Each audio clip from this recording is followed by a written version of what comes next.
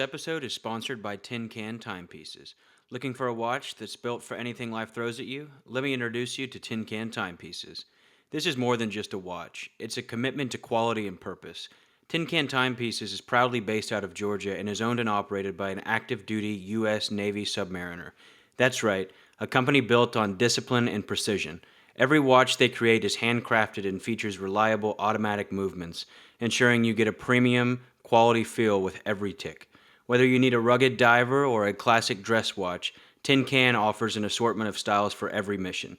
Tin Can Timepieces. Hand-built for purpose, built for the depths. Dive deeper and check out their collection today at tincantime.com. Good afternoon, everyone, and welcome to this episode of the Pod Staff. With me today, I have Mr. Jordan Burnett. Thank you for coming, Jordan. Thank you for having me, sir. Of course. He goes by JB, too. I don't know where that came from, to be honest. Like, I've never introduced myself as JB ever. Well, it's like Mikey Football or no, exactly. Mike That's what I'm saying. Yeah, like so. it was never like, hey, call me JB, guys. Like, please call me JB. It was just like I've always been Jordan, and then Jordan Burnett, and then someone I don't know who it was. Someone just yeah, someone did at some point. Yeah, exactly. Like, who y'all talking about? So Jordan and I have known each other for probably about 15 years now. We grew up together, playing football, riding dirt bikes, all that cool stuff. And Jordan is now a licensed realtor in the DFW area. So if you just want to tell us a little bit about your background and kind of your real estate operation right now. Got you. So I got my license. It'll be 3 years in May of next year, of like 2026.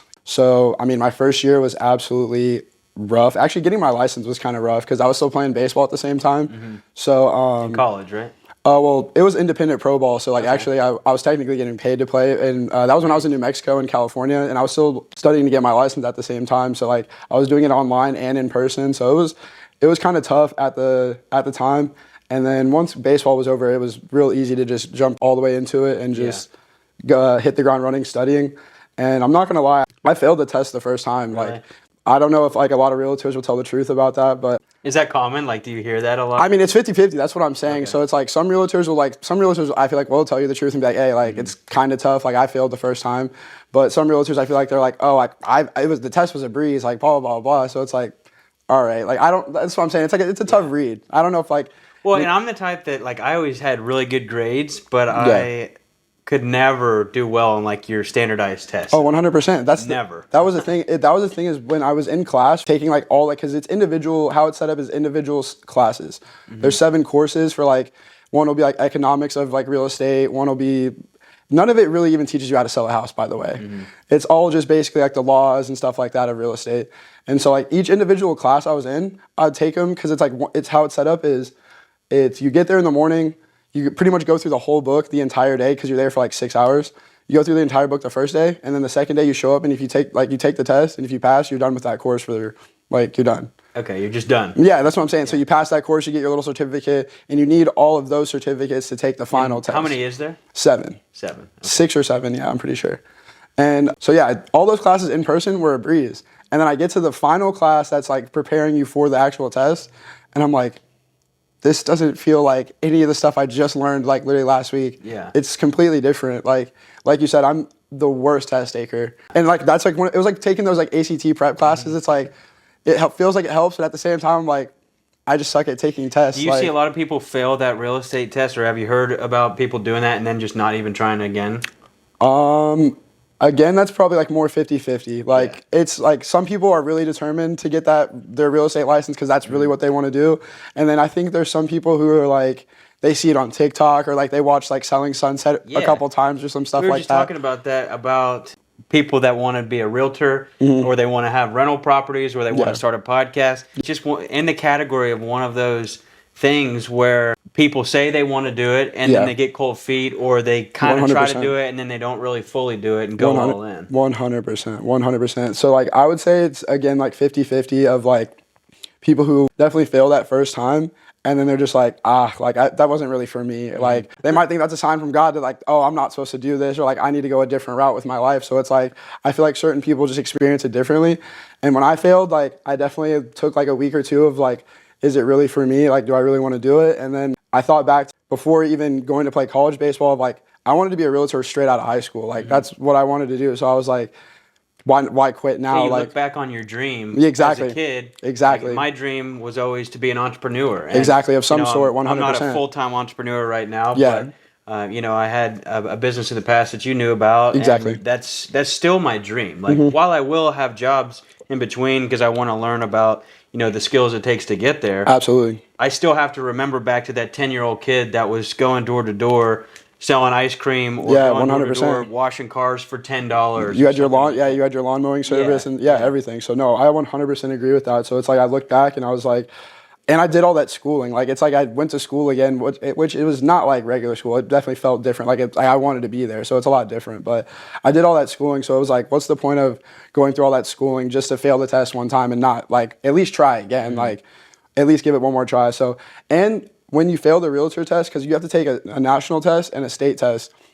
And I'm pretty sure I failed the national part, which is the harder one, Mm. and I failed the state one. So when you fail them, you don't have to take both. You have to take the one again that you failed. Yeah. So I was like, why? Like, it's not like it's like super hard. It's not like I have to do the whole thing over again. It's Oh, like, so if you fail one, you can just take the other in place of that one. well, no, you still have to. You have to pass both. Okay. But like, if you pass the one, it doesn't like cancel out the. It doesn't cancel out because you failed the other. If that makes I sense. got you. Like Yeah. it's two complete. Like you go in and take two separate tests. And if you pass one, you pass one. If you fail the other, you're like, okay, you have to just take that one again. Okay. So schooling isn't nothing to become a realtor. Oh, one, no, like, Yeah. and people always ask me this too. It's like with the schooling, I personally did not have the attention span. Like when I was taking it online, like I sucked at it. Like I was failing like some of the quizzes and stuff like that. But as soon as I did it in person, like it felt way better because I personally don't have the attention span to do stuff like that, like sitting in my office like that, taking tests and stuff like So that. it's like any schooling, you could do it online or you can do it. Yeah, in person. 100%. Yeah. Okay. Gotcha. I'm sure there's a lot of places to probably do it Yeah. in DFW, right? I mean, I honestly don't know of too many. I did a little bit of research and I found Champions was like the best. Okay. For, Where's that at? There's a couple locations. The one I went to is in Fort Worth. There's one in Dallas, and then they have also offer online. Okay. Moving on, I kind of want to get into the topic of a couple of topics within a broader topic of like the DFW market pulse. Yeah. Because this is one of, if not the most competitive real estate markets in the whole nation. No, I would assume it's in the top 10. 100%. It's definitely in the top 10. Yeah, for sure. Absolutely. So you've got all these realtors. It's not like you're small Excuse me. town living. Yeah. There's 3 realtors in the town, and you know who to go to. You really have to try to make a name for yourself. Oh, 100%. So I first want to see how you have done that in this DFW market, because you're at the point now where you're making a living being a realtor. Yeah. So it definitely was tough my first, like, I would say year and a half, honestly, because the first year and a half, it's like, you don't expect people to just know you're a realtor, but like at the same time you kind of do because like they're your friends and your family, not like everybody, not people you're just walking past and stuff like down the street, but like your friends and your family, like you just expect them to like see maybe an Instagram post that you passed your test or something like that. And then like you expect them to hit you up to buy a house, lease in anything. So it's like, that was my downfall as like my first year and a half, I would say, is like, I definitely was like okay about posting on social media about me being a realtor and like me like working, but at the same time I didn't have enough actual clientele to post about at the same time, if that makes sense. Yeah. So it's like it was definitely my fault that like a lot of people didn't know I was a realtor. So it was like my first year and a half was like brutal because I sold my parents a house and then I sold one of my friends' parents a house that in my first year and that was it. Okay. Sold 2 houses my first year. Yeah. And so my first year, it's like, damn, do I really want to do this? And then I literally looked it up on the internet, sat down one day, looked it up on the internet. I'm like, how many realtors quit in the first year? And it's like more than, I think it was like, the stat at the time was like 75 to 60% quit in the first year. And I was like, one, I can't be that part of that stat. And two, I was like, it also makes so much sense because I feel like people think that being a realtor, like you're just going to join a brokerage and like things are just going to be like, They're going to pass you warm leads all the time. Exactly. They're going to dish out Yeah, deals they're going to to pass you warm leads. People are going to be coming into the office all the time, just being like, oh, I want to buy a house, stuff like that. So it's like, and it's not that at all. Like you can join a brokerage and like, it depends on the brokerage, but you can join a brokerage and like they can train you up and teach you all these things, but it's like, you still have to put yourself out because you're essentially starting your own business. So you literally like have to put yourself out there in whichever way, shape, or form that you can possibly think of. And so like it got to the point where I really had to sit myself down and was like, do I really want to do this again? I feel like being a realtor is like a very roller coaster of emotions, especially like that first year. Well, and a decision to stick it out because I think it's interesting that you say you looked up that specific stat. No, literally. Because if I was you looking up that stat, I would say, wow. So if I just keep Keep pushing grinding. forward Exactly. and Just keep grinding grinding past somehow. this first year, Yeah. maybe year 3, 4, 5. Yeah. What am I going to look like? Because then your competition narrows. Exactly, 100%, 100%. So it's just like that first year and a half was brutal. So then it just gets to the point where you gotta really put yourself out there. And then that was the point where I made a whole separate Instagram for my realtor stuff. I was going to ask about that. Yeah, I so see like, that a lot with yeah, realtors. exactly. So like I've really like, and I really started slacking with that again. But like I've really started trying to like build up a clientele just based off of like social media and stuff like that. And it's actually worked. Like I've had. This year alone, I've had 6 leases done just off of social media. Nice. And like that's the crazy thing is if you look at my social media right now, I didn't even post that much this What's year. your handle? My Instagram handle for my realtor stuff is realtor.jb. Okay, realtor.jb. Yes, sir. But I literally just post stories of like me in like an apartment and like and I would like just have like a little caption of like, oh, this is what you can get for X amount, whatever it is, and then I'll literally have people like keep track of it and like tell me how many people send it, and it'll have like 60 sends and stuff like that. Because there's usually when on the leases, there's usually a line item for you can put a realtor that helped you on there. So even if, I've heard of situations where maybe someone went to the leasing office themselves and did it themselves, 100%. they still put their friend's name down because it's no skin off their back, and Exactly. their friend gets $300 or $500. Exactly, 100%.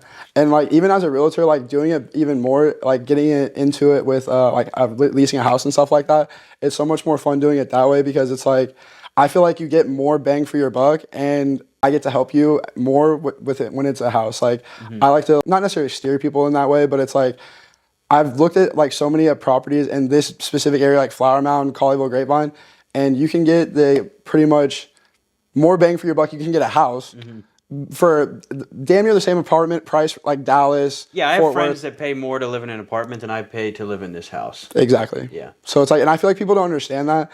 And then like to segue into something real quick, it's like with a big like topic I always get asked is like, how's the market? And it's like people always want to talk about the market, but it's like if you can afford the crazy price of being in Dallas, like the rent of like $2,500, and then you can afford the down payment, you might as well just move into a house.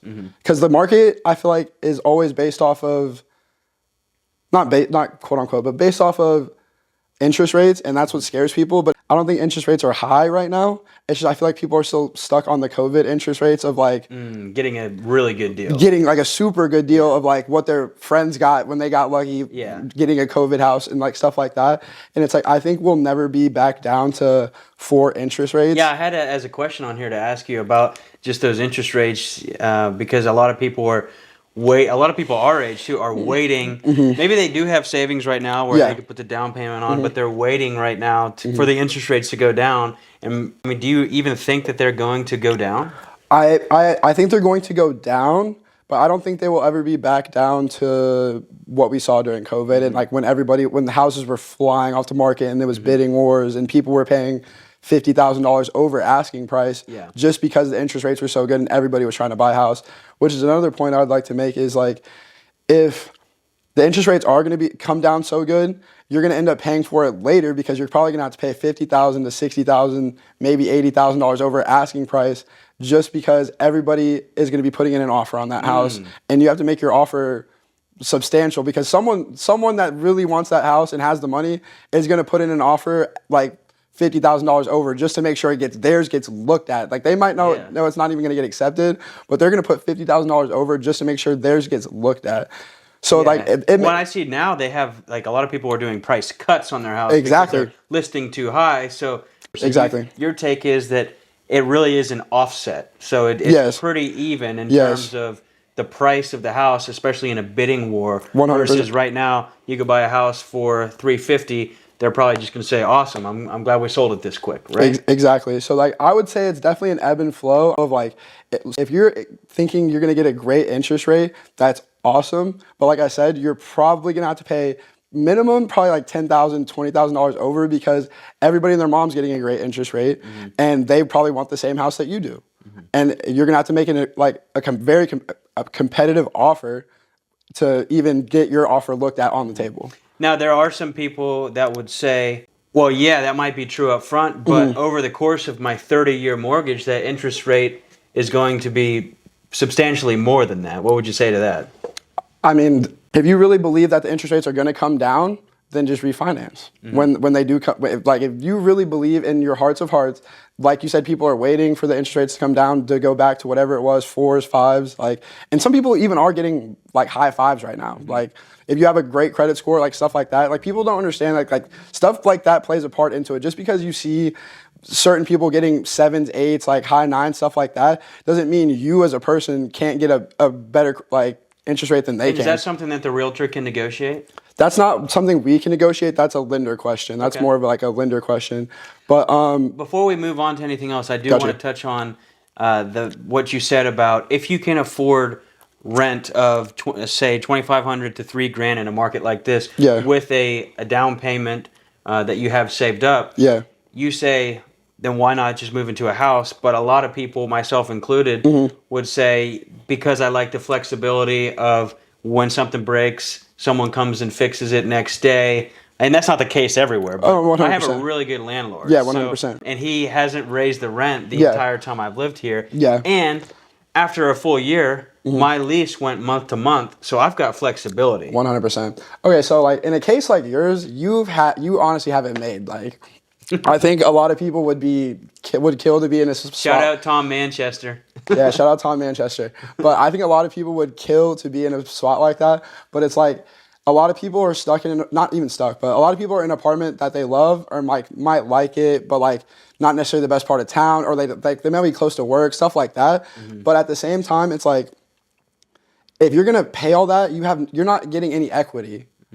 That's No, that part sucks. I mean, yeah, that part does that's suck. like, and that's really my only argument, and like that's all, like, and like I really can't even say like that's like a huge point because like I understand like you don't have to pay for anything that breaks and stuff like that, but at the end of the day, my point would be it's like I want to have equity in something that like I can sell at the end of the day, or like I can at least know that I'm putting when I'm paying that $2,500 mortgage that like I could potentially get that back one day when I sell this house in a couple years, 10 years, whatever it is. Right. So it's just like, it's tough for me, at least I think I guess it's just me as like a realtor perspective.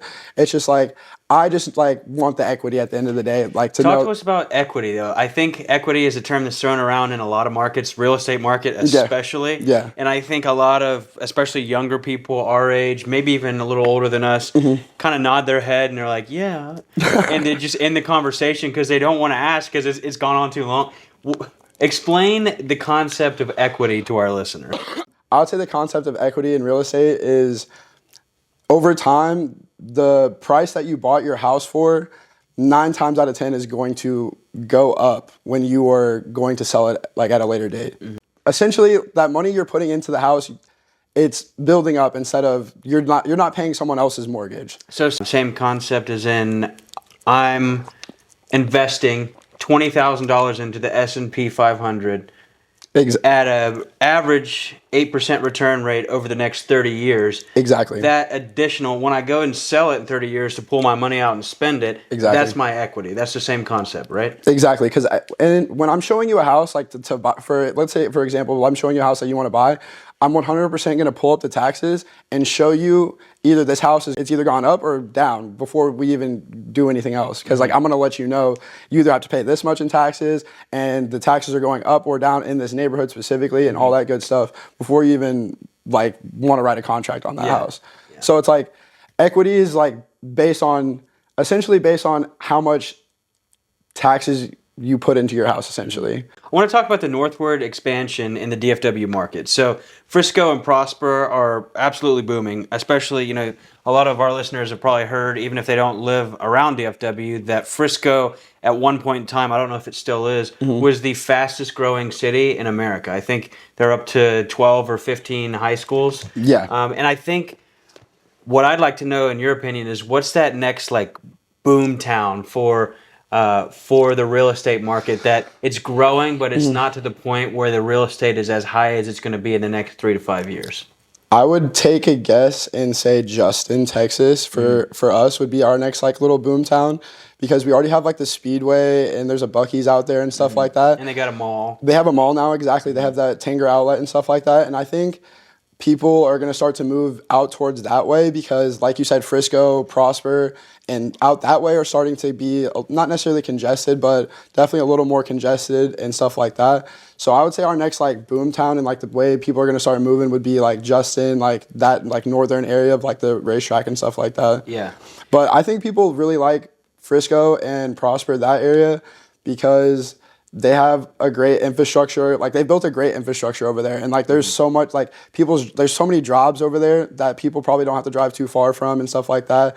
And there's a good amount of like office buildings down there that are definitely like some big corporate like jobs. Yeah, and stuff. no, I mean there's like corporate offices there. Exactly. Shoot, the Dallas Cowboys has their corporate office. Exactly. In Frisco. Exactly. So yeah, I think a lot of those areas are growing infrastructure that's faster than other towns because a lot of people think to get the big job, the big corporate job, you have to go to Fort Worth or Dallas. Yeah.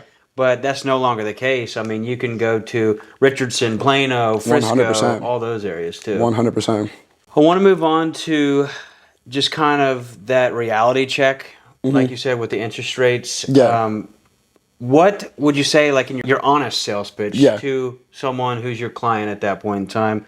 What would you say helps them get off that fence of, well, maybe I should just wait a little? Like, what's your just nugget piece of advice on that? Nugget piece of advice would be if you're paying anywhere from, I would say, $2,300 to $3,000 in your lease, and you can afford that. You may not like it, but you can afford that with the job you have, the career you have, whatever it is, and you have your down payment saved up. I feel like there is absolutely no reason you shouldn't at least think about buying a house, because if you truly believe that the interest rates are going to come down, you might as well, like I said, buy that house now, because it's that ebb and flow of either you're going to pay for it now with the interest rate, or you're going to pay for it later with the lower interest rate and having to overpay on the price of the house. And like that's my honest opinion. And so I feel like some people take it and they're like, okay, it makes sense. And some people are just like it doesn't, like they understand, but like at the same time, it doesn't. And it's such a big amount of money. No, it is, like, and that's what I tell them not, too. Like it's not like a $200 item that you're Exactly. trying to get someone over the hump on. These can be very expensive. And also I'd like to say it's like I definitely don't try to like convince anybody of doing anything. I just like to give them that information of like that's how I've always seen it work. It's like, okay, when the interest rates were lower, people were paying more up front because everybody was wanting that house and everybody had a low interest rate. When the interest rates are higher, people are paying less up front, but they are paying more, essentially more, with the higher interest rates. But when the interest rates do even slash a little bit, you can refinance your interest rate. Yeah. And it's like, okay, now I'm paying what I thought I would be paying, and I'm in the house that I wanted. Right. Yeah, I think that scares a lot of people, but 100%. With you describing it that way, hopefully maybe someone listening gets over that hump. Yeah, 100%. 100%.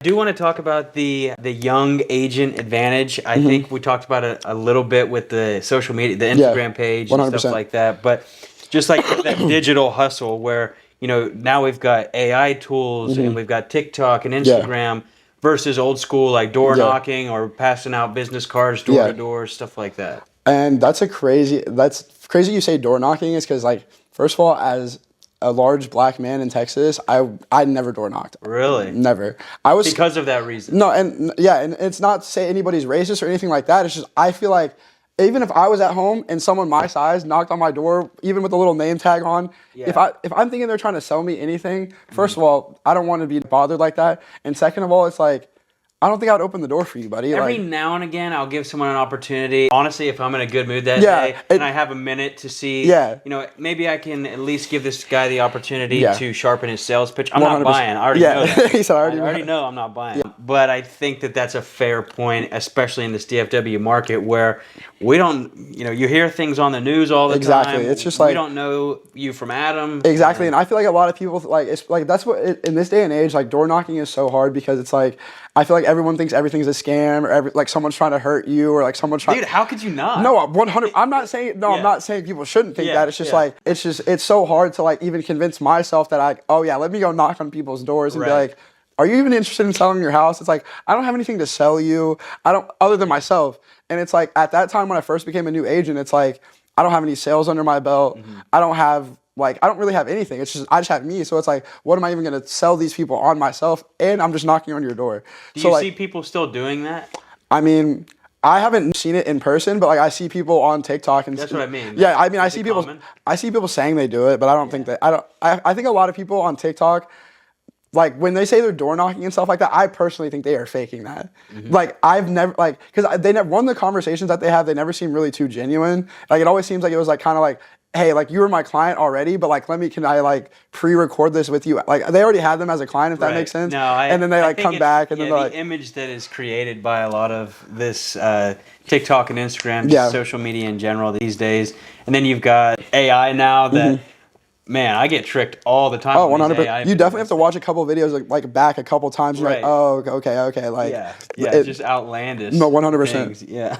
But back to the social media thing, yeah. So I would say I definitely went the social media route because a lot of the older people in real estate will definitely tell you like 2.5 years ago when I first started at Keller Williams, they literally were still talking about door knocking and doing stuff like that. And even sitting there like hearing these people say how successful they were doing that stuff, I was thinking, I'm like, there's just no way that works in this day and age. Like Right. with everyone being, like I said, so scared of like scammers being hurt, like people just random people knocking on their doors and stuff like that. I'm like, there's just no way that works. So I definitely went the social media route of like at first I was just like reposting other agents' stuff and like posting other agents' houses and stuff like that.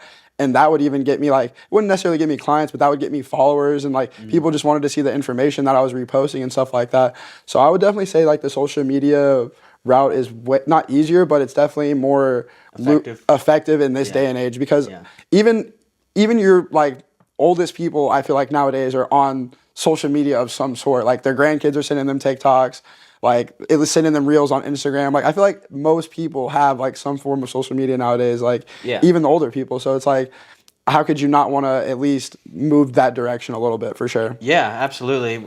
Even my girlfriend's dad that we were talking about earlier, he's great guy, very old school. Yeah. He's got TikTok. He likes my TikToks all the time. Exactly. It's awesome. It's nice to have that support. And you 100%. don't realize that most people, you think it's just young people, but it's not. It's most people are on Instagram, TikTok, 100%. At least LinkedIn. Yeah, At and they least might not even be posting stuff, but they're definitely out there liking Exactly. and They're reposting. scrolling. Yeah, they're definitely scrolling. Like I feel like people definitely don't think like a lot of the older generation is scrolling like as much as they like to admit that they are. Yeah, they don't admit it. Yeah. But you can see it in the likes. 100% for sure. That's actually a good segue into my next question, which is, the solo agent versus team agent. You mentioned Keller Williams. Yeah. What's your take on successful endeavors being a solo agent starting out versus coming in to be a team member at a company like Keller Williams or some of these other big realtors? Got you. So yeah, first 6 months it was absolutely great because they gave me a lot of new agent training, which I feel like was what I needed outside of just passing my test. Because like I said, passing the test doesn't teach you how to sell a house. It's just like the laws you need to know, the ins and outs of like, I don't even remember what's on that test. That's what I'm saying. Like it has nothing to do with actually selling a house, Right. like or anything you really do. I think a lot of schooling is like that, though. I personally feel like I have used my college degree in life. and that's sick. I wish I could say But the same. I did entrepreneurship and corporate innovation. So it was real life examples. And I Exactly. think a lot of schooling is not real life examples. Exactly. But it is, I think, if anything, it proves discipline. No, Because 100%. It proves that you stuck to something for No, a 100%. year, 4 years, whatever it may be. 100%. And even if it's not directly correlated to Yeah. it, I think it's still, that's why it looks good to have. Yeah. I'm not saying you have to have it. Yeah. But it does look good to a lot of employers and Yeah. companies just to show that you had that discipline to stick it out. No, 100%. So yeah, I would say like after getting my license, becoming an agent with Keller Williams was great because they taught me a lot of like they had me in a lot of classes, and it was like a lot of classes about how to become a realtor and like how to sell yourself and like how you need to. You're essentially setting up your own business and how to set up your own business and all that good stuff. But as soon as all that ended, it felt like I was just like kind of put on, like it felt like I was kind of just thrown into the deep water and just like kind of left to like. So it was only 6 months of that. So they did invest in you at first. Yes. But it wasn't ongoing training. Do you think it's because it's expensive for them to do? No, and it's like, and it's not even because it's expensive. It's because what they have you doing is essentially in there with a bunch of other realtors that have been with that brokerage for a long time, and they're just telling you like how they did it, essentially, like going over stuff like that, teaching you stuff like that. And so like those other realtors kind of get to the point of like, okay, I kind of done everything for you I can. Right. And it's like I can't really just give you leads or anything like that. And so like they stay in touch with you, like they try to keep up with you and stuff like that. But like I said, they're also running their own business. They have their own clients that they're dealing with and stuff like that. So it's like it kind of like felt like I was kind of just thrown into the deep water, and like they would check on me every now and then and stuff like that.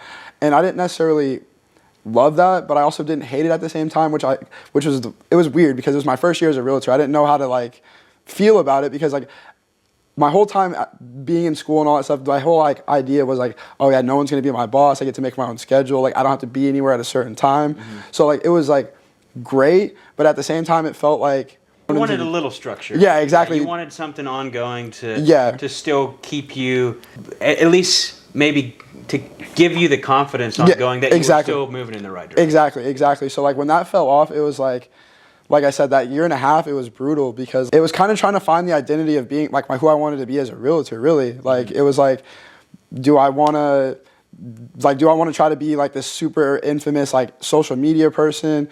Do I want to door knock? Finding out who you are in your profession. And I think, 100%. I think a lot of people, if you're in the right profession, I think it's a controversial topic about should you put your identity in your profession? And the short answer, in my opinion, is no. However, there always is going to be some level of it. I mean, Tony Robbins talks about how if your business is doing good, a lot of times it correlates to you having a little more happiness and confidence in your life. It's not that it's because having your identity in work is great, but it's because, if we're all honest, there is some level of that in every single profession. 100%. I want to get your thought on maybe a couple of areas, but kind of that hidden gem in DFW. I know we talked some about Justin. That's kind of a more well-known gem.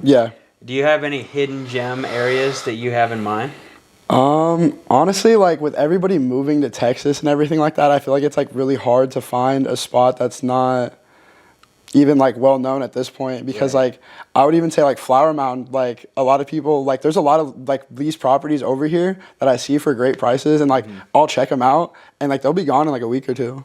So I feel like a lot of families, or like even like maybe young single people, like are moving out of Dallas a little bit, because I see a lot of lease properties in Grapevine, Colleyville, South Lake, even like I said, South Lake and stuff like that. Just they'll be on the market for like a week or two and they'll be leased out. Yeah, because Grapevine and Flower Mound were probably considered hidden gems whenever we were younger, 100%. But they're still kind of in that more well-known, but still that gem market. 100%. Because the schools, the areas, the shopping centers, the access to things overall. And even if like you're not a single family, like even if you're a young person, I would say like living in Grapevine, Colleyville, you're still in a great area because there's stuff around you immediately to do, but you're also still 30 minutes away from Dallas, 30 minutes away from Fort Worth. So like if that's where you work, or if that's where your friends are and that's where you want to hang out and stuff like that, like I feel like Grapevine, Colleyville, Flower Mound, like this whole area is just like a perfect middle ground in general for whatever you want to do. There's offices already built. And Grapevine and Flower Mound, stuff like that. Maybe not big skyscrapers. Yeah, definitely not big skyscrapers, but there's plenty of nice like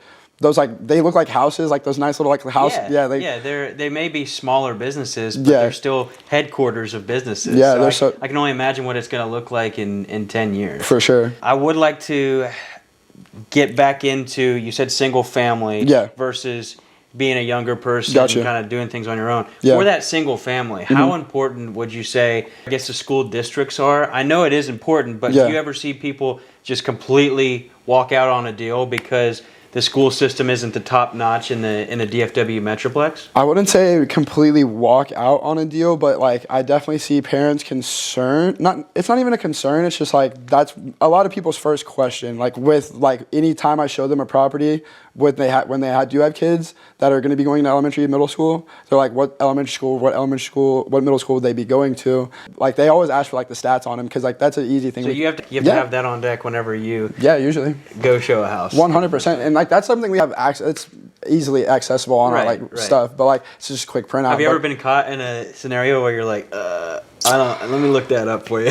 Yeah, 100%. When I was like, that was the thing. Like when I was first becoming a realtor, like going to show a house to like some of these people, like I was definitely underprepared, and like I definitely just faked it till I made it like 100%. Like definitely got And caught. you have to in anything, really. Yeah, and definitely got caught sometimes, but definitely sometimes it just faked it till I made it, and it definitely worked out. Like it's just like the deal still goes through. Like people definitely still feel like and they your can trust me. intention was still good while you were doing it. 100%. So it's not like you were scamming someone. You just didn't know everything that you know now. Exactly, 100%. It's like people would ask me certain things about a house, and like I'd be like, ooh, like that's a great question. Like I'm gonna remember that for next time. Like so I can look that up before we get to this house and stuff like that. So like I've definitely learned a lot just by the experience of putting myself out there and showing as many houses as I possibly could, and having open houses like for the brokerage that I was working for and stuff like that. Yeah. So I would definitely say it just comes down to really like being a realtor definitely just comes out to being able to put yourself out there, especially that first year and a half,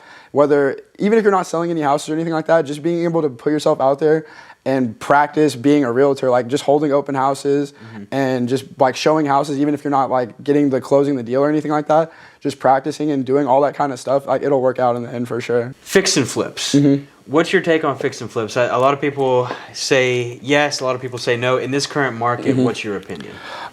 First of all, it's not even about this. My answer is not even about the market right now. It's kind of tough with fix and flips to even get certain loans and stuff right now, because a lot of banks want you to live in the house for at least a year.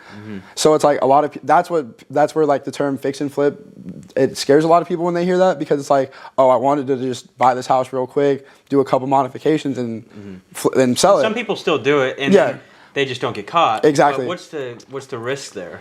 I mean, it's not even a risk. Like I think they just like a lot of people, I think they just don't get loans from the bank, and they just have the capital themselves to actually buy the house and be able to flip it really quick. Right. But if you wanted to get a loan from the bank to actually, which you can, to flip a house, they technically want you to live in it or own it for a year before you sell it. Right. So like, I mean, a lot of people's get around from that is they'll buy the house, do what they need to do, fix it up and all that stuff, and then lease it out for about a year, because it doesn't say you have to live in it. It just says you have to own it for essentially a year.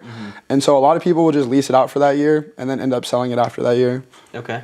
But I personally, fix and flips are tough for me, because it's like, if you don't have the immediate capital yourself, I would say, like, it's kind of like you're asking the bank for a loan and then you're gonna have to pay that back. And so it's like, you're not gonna make all like the money that you like see all these people making, I feel like, if that makes sense. In terms of money, what's an average range that someone year 2, 3, 4 could make as a realtor if they're doing it full time? Maybe they had that tough first year, but they stuck it out. What's an average range?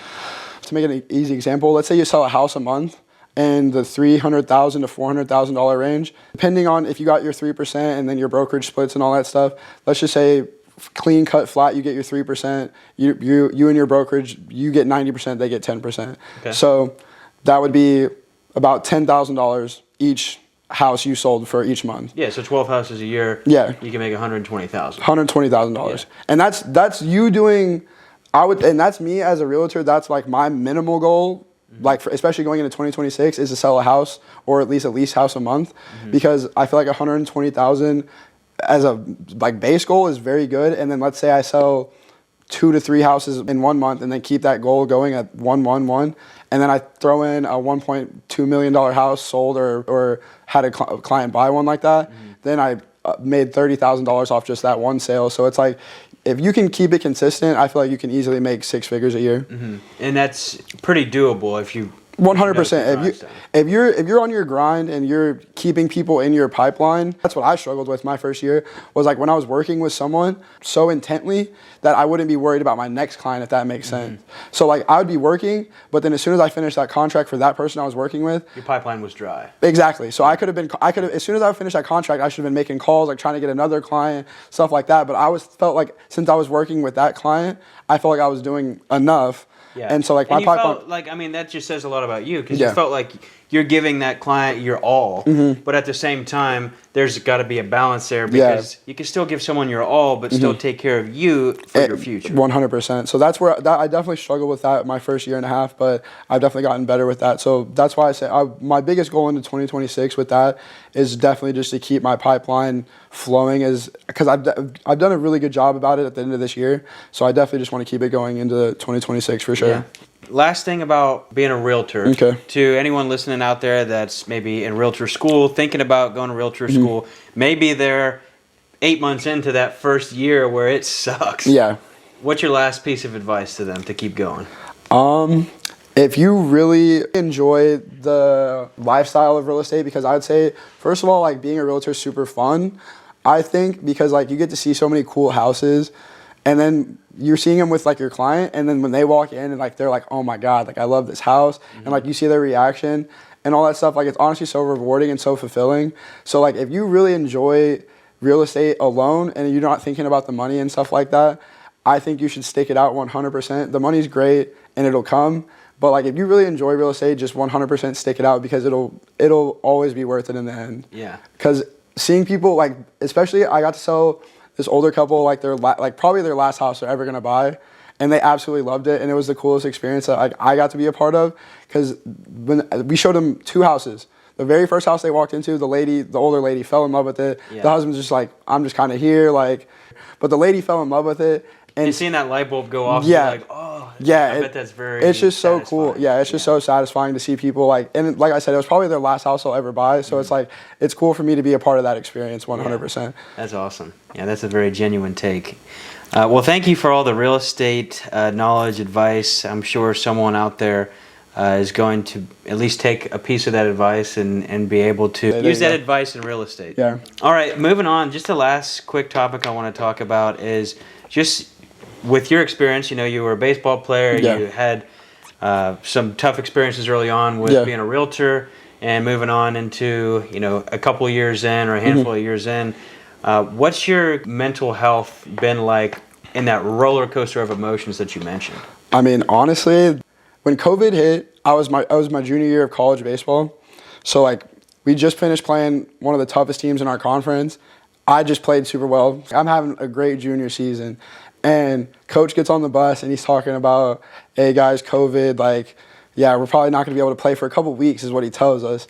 And then we get back to the school and he's already talking about, all right guys, like they're canceling the season, stuff like that. So I'm heartbroken. But coach gets on the bus, tells us we're not playing anymore, COVID hits, all that stuff. And so I don't even get to go back to school anymore, because they told us since we're not playing baseball anymore, they're taking our scholarships away. And I was like, guys, I'm not paying for school when just to play baseball. Yeah, like, so essentially dropped out of school and then get to go play baseball in an independent pro league called the Pecos League, and that's when I started getting paid to play baseball a little bit. And I was in New Mexico and California, and that's when I started studying for my test. And after like all those years of playing baseball and all that stuff, and then just it's all of a sudden stopping, was probably the biggest ego death I've ever had to like deal with in my entire life. Not saying I thought I was gonna like be a millionaire from playing baseball or anything like that, which, I mean, I feel like everyone who was an athlete at some point, you thought you were like right. But not saying I like thought that was going to happen, but it's just like the idea of not, like, I trained every day essentially my whole entire life, like, to play baseball, and then just not being able to do that anymore was the weirdest experience, like waking up and being like, I don't have to work out anymore, like I don't have to do this. And like honestly, I got to the point where I probably gained like 15, 20 pounds of like not good weight, and was just I would say depressed for a little bit, like just like. I can imagine. I mean, I think a lot of us have had an ego death of some sort.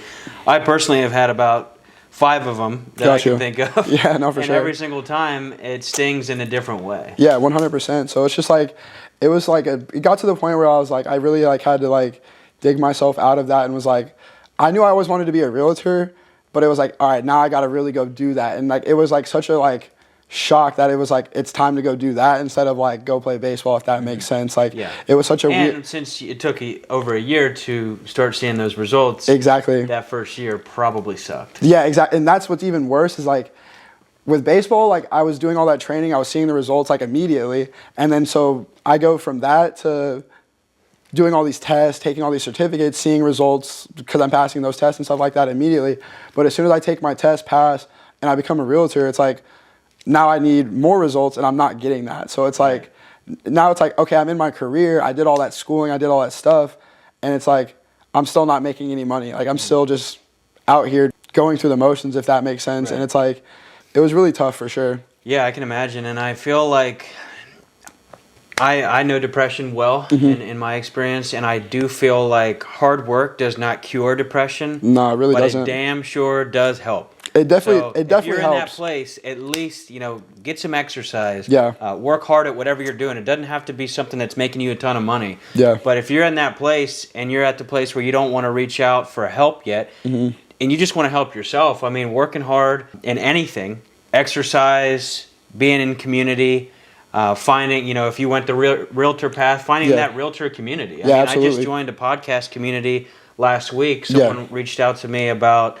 just being part of a new podcast community. 100%. And I just said yes. So I think it's Yeah. all about whenever things come your way, as long as they're good things, Yeah. saying yes and not saying no and regretting it later. Yeah, and that's another great thing is like I think a lot of people are scared of that like unknown and that uncomfortability even when it is their career that they've always wanted, because like that's how I was. Like I definitely got invited to some like mixers and stuff like that with some like very like well-known realtors and stuff like that, and I didn't even go because I felt like at that time I shouldn't even like be in that room, if that makes sense. Like I didn't deserve to be there if like Yeah, that's probably some of that depression time. exactly, that's what I'm state of saying. mind at the time. Yeah, so it's like it's crazy that like I feel like a lot of people like deal with that. So it's like if you can get through that, you should definitely just keep pushing through, and it's like it'll always be worth it in the end for sure. Yeah. And then like you said, definitely reach out to help. If it's that bad, you definitely can't just do it by yourself. Definitely go reach out and get that help, because if you would have asked me 3 years ago, I would have told you, Mikey, I'm never going to therapy.